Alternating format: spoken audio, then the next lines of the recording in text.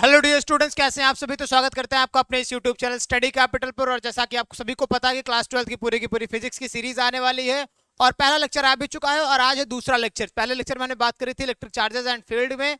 सबसे पहले हमने बात करी थी इलेक्ट्रिक चार्ज की, देन हमने बात करी थी क्वांटाइजेशन ऑफ चार्ज की, कंजर्वेशन ऑफ चार्ज की, क्या होता है एडिटिविटी ऑफ चार्ज, चार्जेस की प्रॉपर्टीज, यानी कि सब चीजों की बात करके हमने बात करी थी कूलॉम्स लॉ की।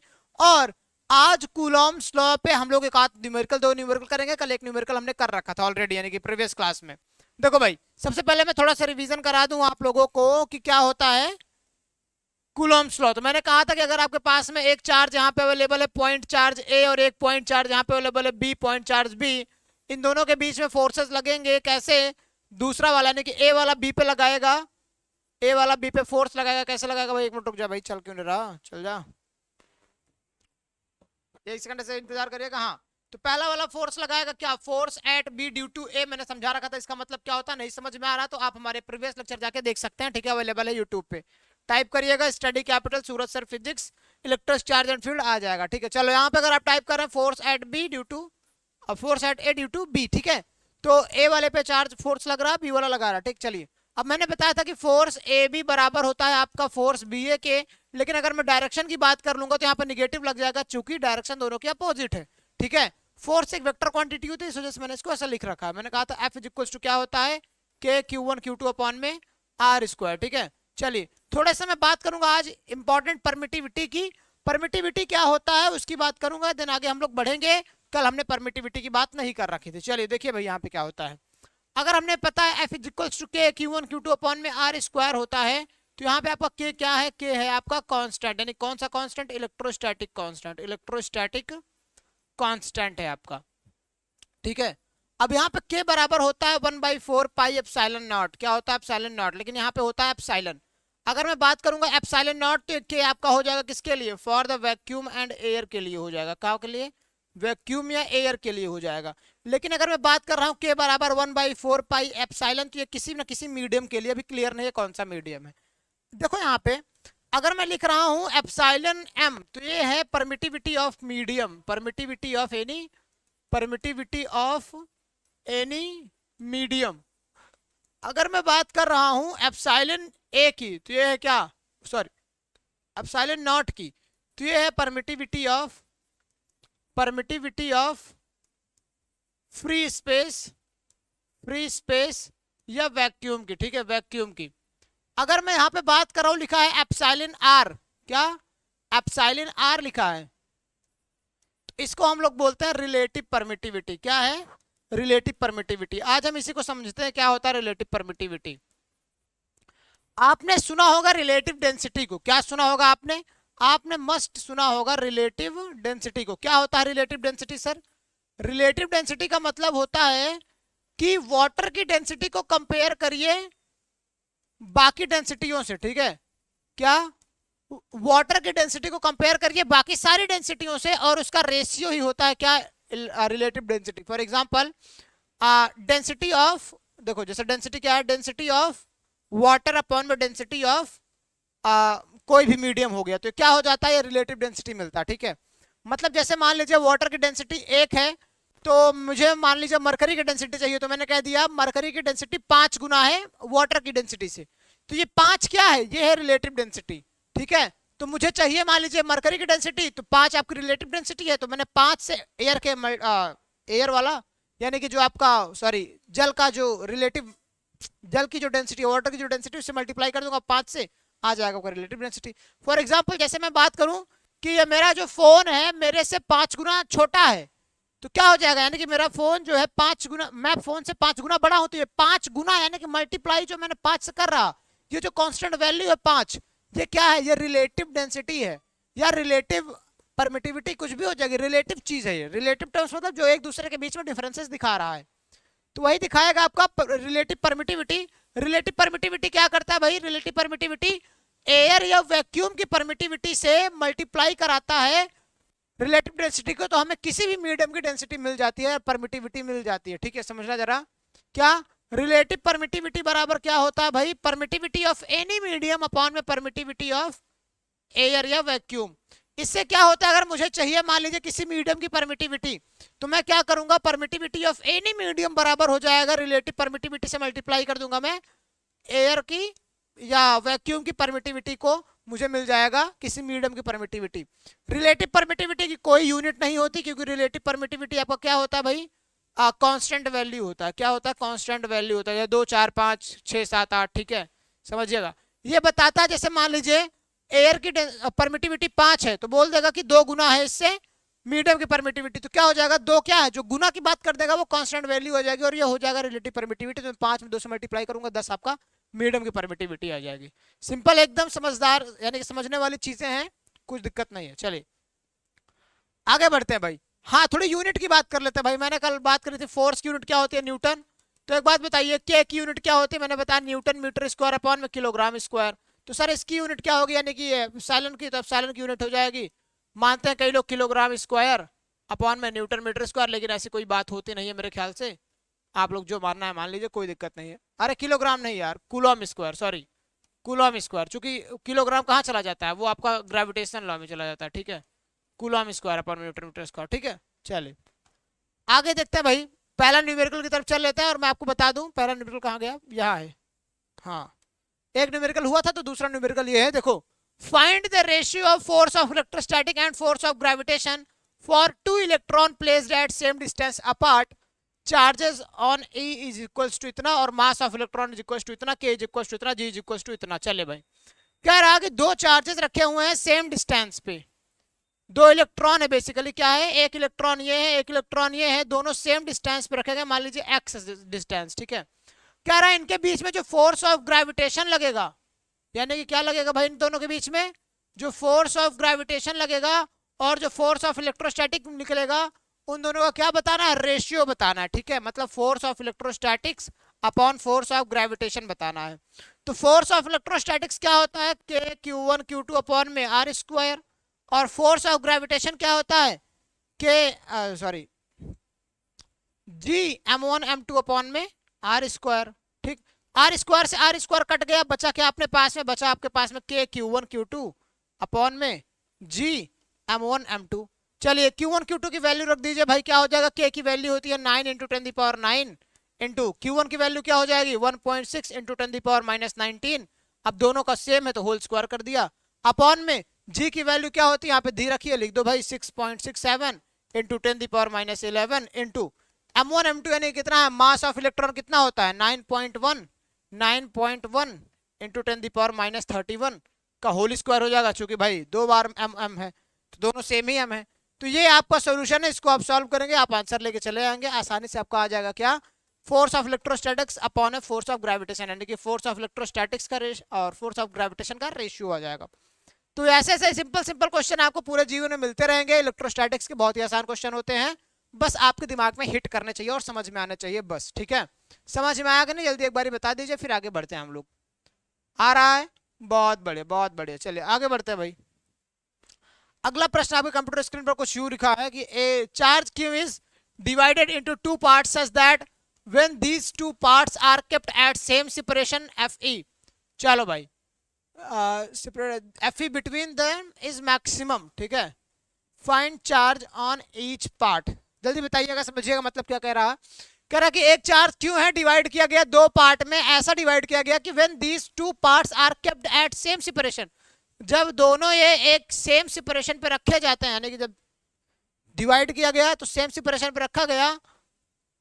A charge q is divided in 2 parts such that when these 2 parts are kept at same separation, the force of electrostatics between them is maximum. Find the charge on each part.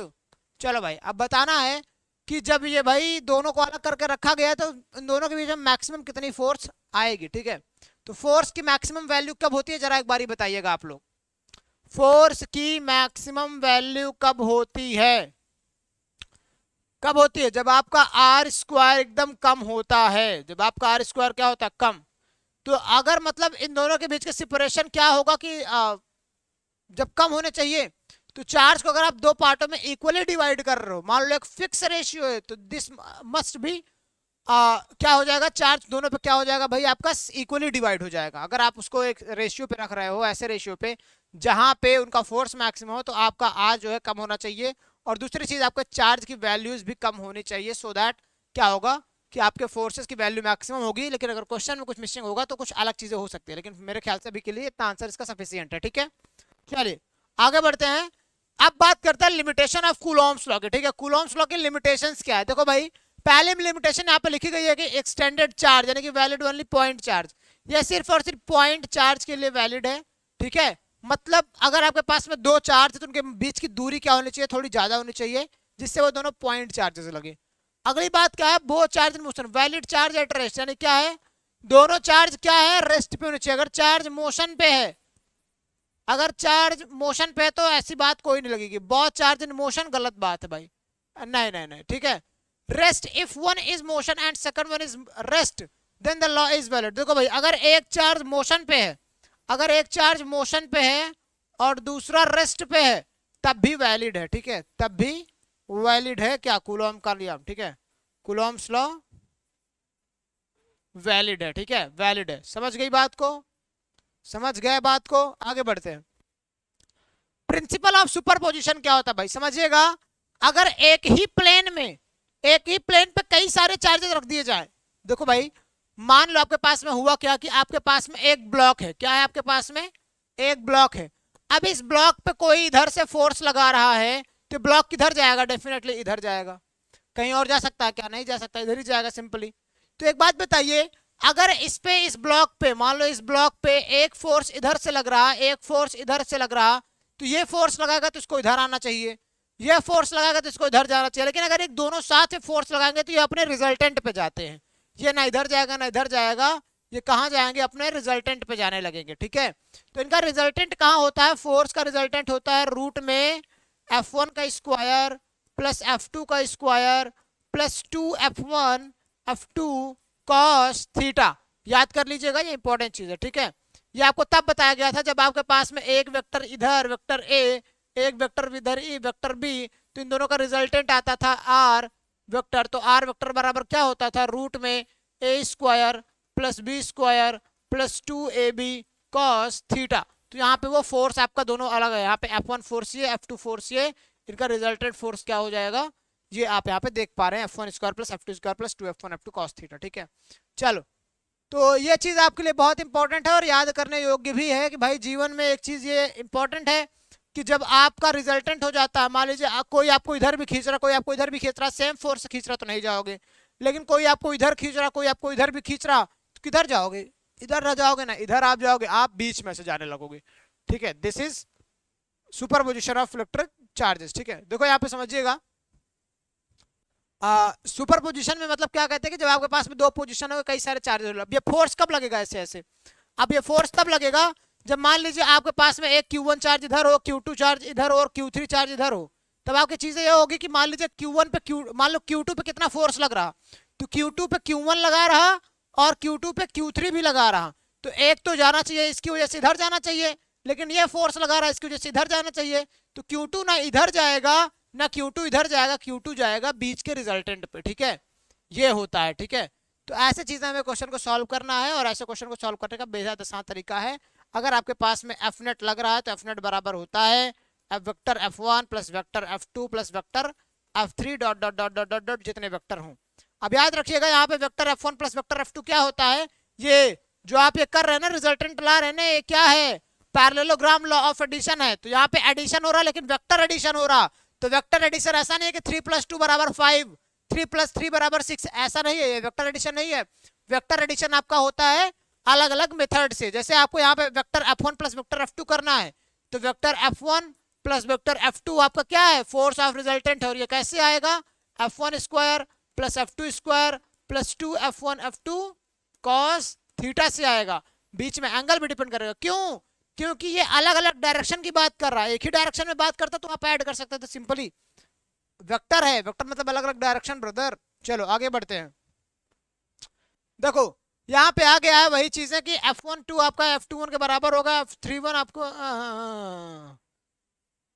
ये देखो वही चीज जहां मैं बता रहा हूँ वही चीज यहाँ पे लिखी हुई है डिटेल में वो अलग अलग चार्जेस के लिए लिखा गया, आप उसको पढ़ सकते हैं डिटेल से, ठीक है।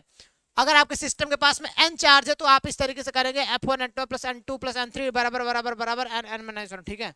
चलो यहाँ पे देखो भाई, एक सिस्टम ऑफ n चार्ज में total f net of any charge is the vector sum of force due to the remaining charge on this charge. मतलब क्या, किसी भी एक चार्ज पे नेट फोर्स कितना होगा, सबके वेक्टर सम के बराबर। जो बार बार कही जा रही है वो बार बार बोली भी जा रही है, ठीक है। चलो नोट कर लो भाई। आगे लिखा है पॉलीगन टाइप न्यूमेरिकल क्या होते हैं। देखो भाई, पॉलीगन टाइप न्यूमेरिकल मतलब जब दो से ज्यादा आपके चार्जेस रख दिए जाएं या पॉलीगन आपके पास में आने लगे। पॉलीगन मतलब क्या, कि एक ऐसे शेप जो क्लोज्ड हो। क्लोज शेप आ गया भाई। चलो यहाँ पे क्यू चार्ज है, यहाँ पे क्यू चार्ज है, यहाँ पे क्यू चार्ज है। Find the net force at vector C. अब ये क्या है, ये एक क्या है मैं बता दूं, ये है इक्विलेटरल ट्रायंगल। क्या है, इक्विलेटरल, इक्विलेटरल ट्रायंगल है। तो इक्विलेटरल ट्रायंगल की क्या होती है प्रॉपर्टी, तीनों साइड बराबर, यानी कि all the sides are same. अब मान लीजिए इसकी साइड कितनी है, ए है। अब एंगल और ईच एंगल कितना होता है भाई, हर एक एंगल 60 डिग्री का होता है इक्विलेटरल का। क्लियर है। चलो मान ले सी पे पूछ रहा है, कितने पूछ रहा है, सी पे। तो ए वाला सी पे किधर फोर्स लगाएगा, पॉजिटिव पॉजिटिव है तो इधर लगाएगा। बी वाला सी पे किधर लगाएगा, पॉजिटिव पॉजिटिव है तो इधर लगाएगा। याद रखिएगा, अगर मान लीजिए यही चार्ज निगेटिव होता तो इसको अट्रैक्ट करने लगता, इधर फोर्स लगाता फिर, ठीक है। लेकिन अभी ये फोर्स उधर लगा रहा। चलिए इस पे कौन फोर्स लगा रहा है, ये है force at C due to B, ये है force at C due to A. चलिए दोनों की अलग अलग वैल्यूज निकाल लेते हैं। Force at C due to B क्या हो जाएगा, एफ बराबर क्या होता है भाई, फोर्स फॉर्मूला क्या होता है, के Q one Q two upon में आर स्क्वायर। चलिए के क्यू वन कितना है भाई, क्यू लिख दो, क्यू टू कितना है, क्यू यानी कि क्यू स्क्वायर अपॉन में आर कितना है, ए यानी कि ए स्क्वायर हो गया। चलो एफ सी ए निकाल लो भाई, एफ सी ए निकाल लो, कितना आएगा, सी ए निकालने पे आएगा भाई सेम आ जाएगा, क्योंकि सेम डिस्टेंस भी है सेम चार्ज भी है।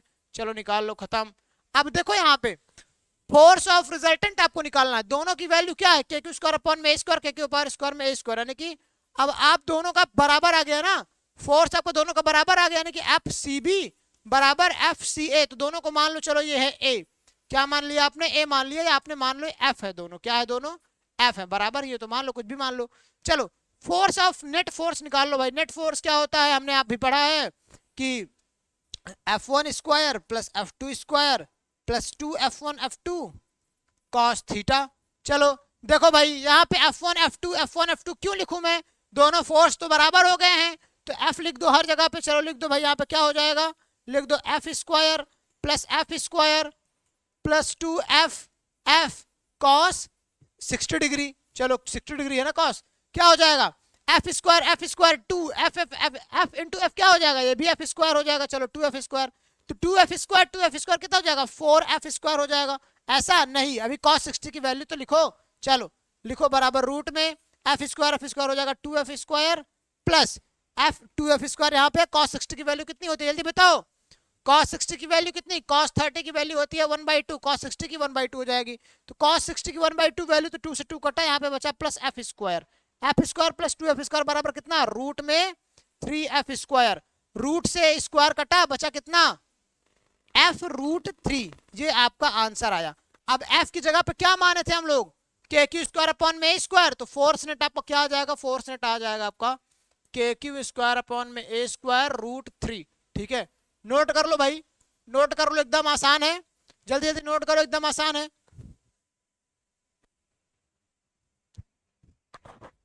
किसी को कोई समस्या हो तो बताइए, जल्दी जल्दी नोट करिए। मेन हमें करना क्या, एक बार फिर से समझ लो। सेम हमें करना क्या है कि फोर्सेस रिपल हो रही है कि अट्रैक्ट हो रही है, देखना है। तो यहाँ पे प्लस प्लस है तो रिपल किया इधर, ये प्लस प्लस है तो रिपल किया इधर। इसकी वैल्यू निकालनी मैंने वहां पे, इसकी वैल्यू निकालनी मैंने वहां पे, दोनों की वैल्यू सेम आई, के क्यू स्क्वायर अपॉन वे स्क्वायर, के क्यू स्क्वायर अपॉन वे स्क्वायर। मैंने दोनों की वैल्यू को एफ मान लिया।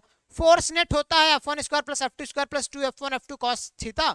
तो मैंने यहाँ पे लिख दिया F square plus 2F square cos theta, plus plus यहाँ पे मैंने ऐड कर दिया, यहाँ पे मल्टीप्लाई में था तो cos 60 की वैल्यू 1/2 होती है, तो 1/2 और 2 से कट गया, बचा F स्क्वायर। तो F square plus F square मिलके हो गया 3F square.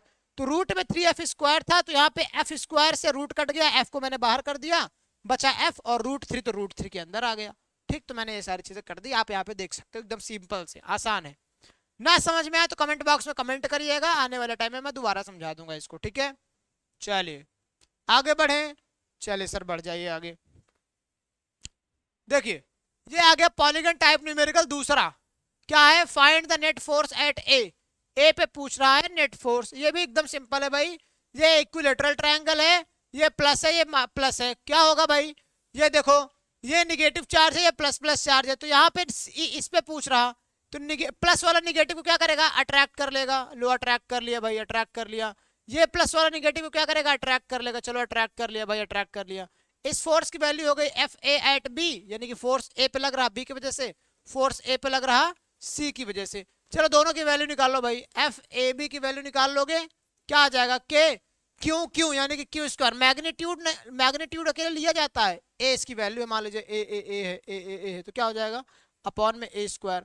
Force at A due to C निकाल लो, क्या हो जाएगा, सेम आएगा चूंकि सेम वैल्यूज है, फिर दोनों सेम हो गया, दोनों को एफ मान लो। चलिए अब थीटा यहाँ पे भी 60 है, दोनों का आंसर सेम ही आएगा, हालांकि क्या हो जाएगा भाई, हो जाएगा एफ नेट बराबर क्या हो जाएगा, रूट में f1 square plus f2 square plus 2f1 f2 cos 60 degree cos theta.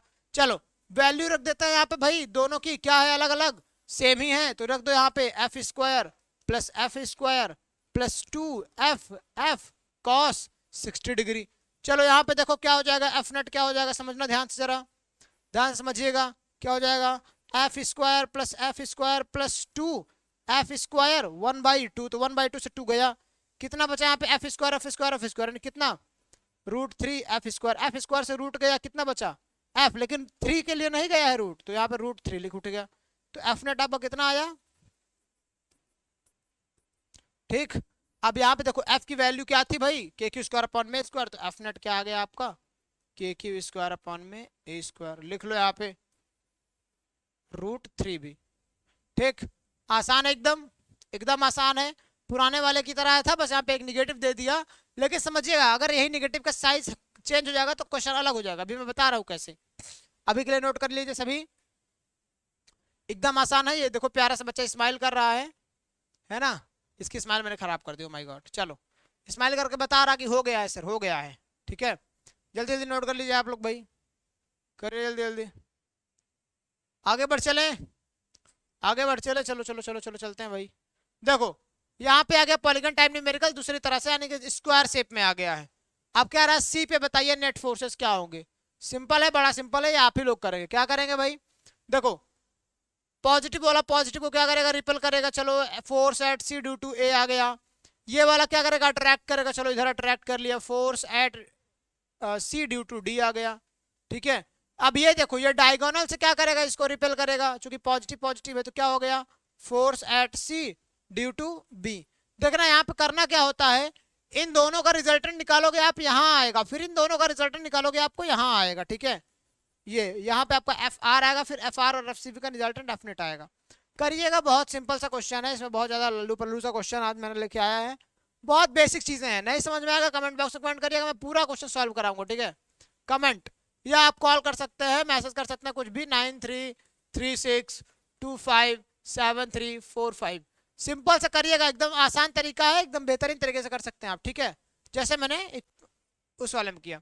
यहाँ पे पूछ रहा है कि find the net charges at capital Q वाले पे नेट चार्ज पूछ रहा है। एक बात बताइए, यहाँ से यहाँ तक का सेपरेशन सेम, यहाँ से यहाँ तक का सेपरेशन सेम, यहाँ से यहाँ तक का सेपरेशन सेम, यहाँ से यहाँ तक का सेपरेशन सेम, चार्जेस के मैग्नीट्यूड भी सेम, तो ये कितना फोर्स लगाएगा, मान लो ये इधर फोर्स लगा दिया एफ ए, ये इधर फोर्स लगा दिया एफ डी, ये इधर लगा दिया एफ सी, ये इधर लगा दिया एफ बी, तो सारे फोर्सेस बराबर होंगे।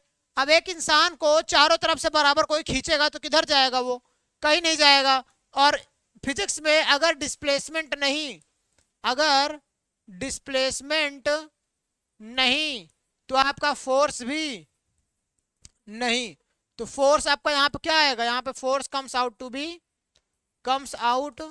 टू बी 0, ठीक है। देख लो भाई, चारों का मैग्नीट्यूड क्या है, इक्वल है, चारों का डिस्टेंस क्या है, यहाँ से इक्वल है, तो एक दूसरे को फोर्सेस रिपेल कर देंगे, ठीक है, कट जाएंगे, कैंसिल आउट हो जाएंगी, तो 0 आएगा। चलो आगे बढ़ते हैं।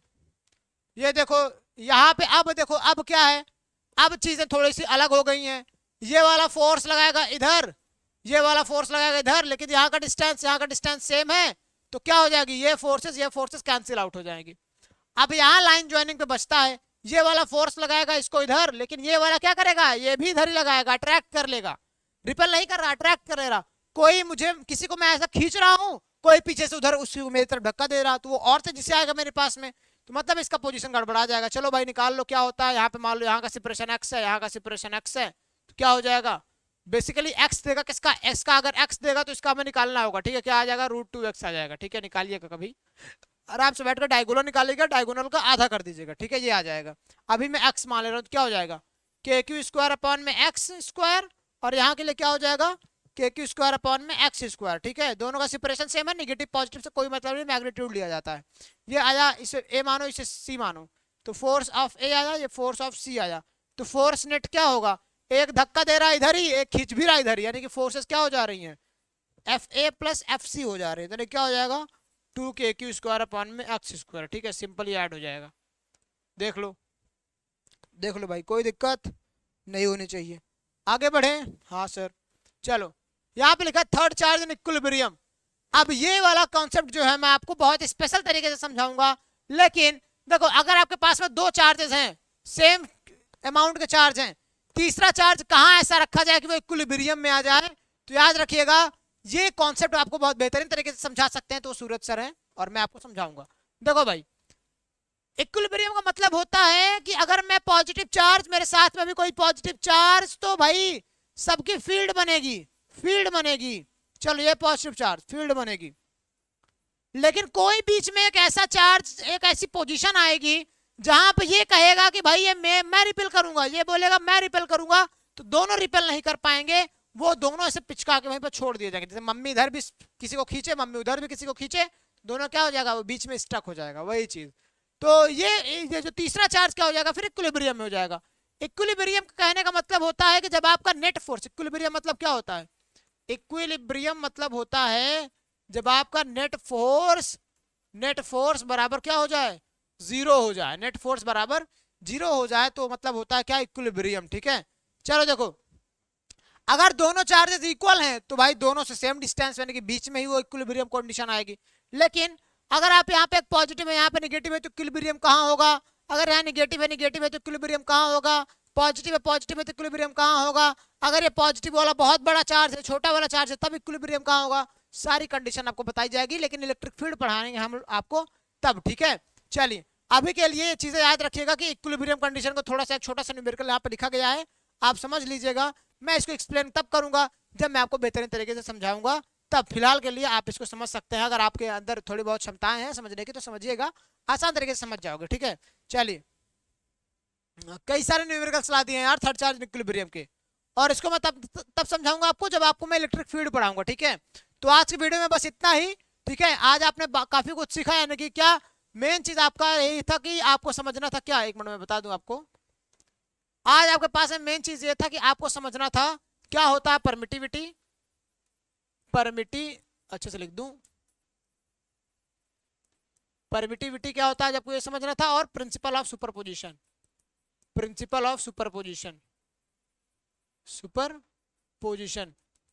इसे हम लोग कहते हैं forces due to multiple charges. क्या कहते हैं, forces due to multiple charges, ठीक है। ये क्वेश्चन आपका आता ही आता है, ठीक है। और आपको मैं इसी बात पे बता दूं, ये आपने जो एक क्वेश्चन किया था यहाँ पे, ये वाला क्वेश्चन आपका नीट एग्जाम में पूछा जा चुका है, ये क्वेश्चन आपका नीट एग्जाम में पूछा जा चुका है। और एक क्वेश्चन आपने जो किया था, हाँ नहीं ये वाला नहीं, ये तो आसान पड़ गया था, ये आसान है, हाँ ठीक, नहीं यही वाला क्वेश्चन, हाँ ये आपका जेई मेंस में भी क्वेश्चन पूछा जा चुका है, ठीक है। जेई मेंस में भी पूछा जा चुका है। यहाँ पे मैंने कहा था अपने टाइपर को कि लिख देगा, लेकिन उसने लिखने में गलती कर दी। हालांकि ऐसे सारे क्वेश्चन मैं आपको कराऊंगा, तो याद रखिएगा जो क्वेश्चन नीट में जेई में पूछे जा रहे हैं वही आने वाले टाइम में कहाँ, CUET में पूछे जाएंगे। और आजकल के लेवल इतने हो जा रहे हैं कम कि बोर्ड एग्जाम में भी ऐसे क्वेश्चन पूछे जा रहे हैं, ठीक है। लेवल मतलब बढ़ जा रहे हैं, चूंकि भाई आज के 10 साल पहले जो एडवांस में क्वेश्चन आते थे वो मेंस में आने लगे, मेंस के क्वेश्चन नीट में आने लगे, नीट के क्वेश्चन छोटे छोटे एंट्रेंस एग्जामिनेशन में आने लगे। अब CUET में आएगा ही आएगा, चूंकि CUET टॉप लेवल का एंट्रेंस एग्जाम बन चुका है, ठीक है। तो यही सर, अब BHU एंट्रेंस एग्जाम में इसके पहले क्या होता था कि यही नीट वाले क्वेश्चन धर देते थे, जो मेंस वाले क्वेश्चन रख देते थे मैथ्स के, फिजिक्स के।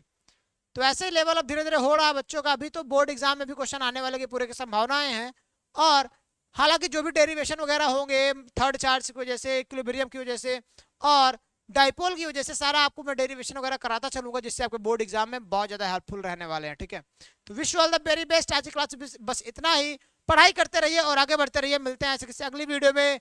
Bye bye.